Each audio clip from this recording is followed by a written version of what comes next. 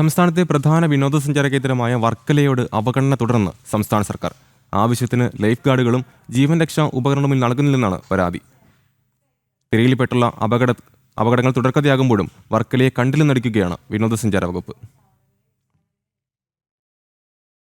വിനോദസഞ്ചാര ഭൂപടത്തിലിടം പിടിച്ച കേരളത്തിലെത്തുന്ന വിദേശികളുടെ ഇഷ്ട വിനോദസഞ്ചാര കേന്ദ്രത്തോടാണ് സംസ്ഥാന സർക്കാർ അവഗണന തുടരുന്നത്. വിനോദസഞ്ചാരികളുടെ എണ്ണം നാൾക്കുനാൾ വർദ്ധിക്കുമ്പോഴും ആവശ്യത്തിന് സുരക്ഷാ ക്രമീകരണങ്ങൾ ഇല്ലെന്നതാണ് പ്രധാന പരാതി.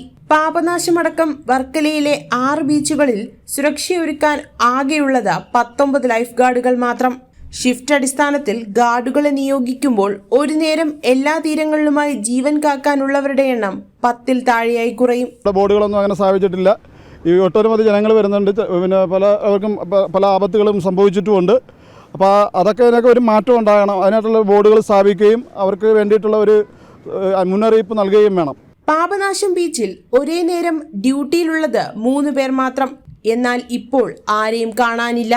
കാപ്പിൽ, വെറ്റക്കട, ഓടയം, മാന്തറ ബീച്ചുകളിൽ ഓരോരുത്തരും ഷിഫ്റ്റ് അനുസരിച്ച് ജോലി ചെയ്യുന്നു. ആലിയിറക്കം ബീച്ചിൽ ആരെയും നിയമിച്ചിട്ടില്ല.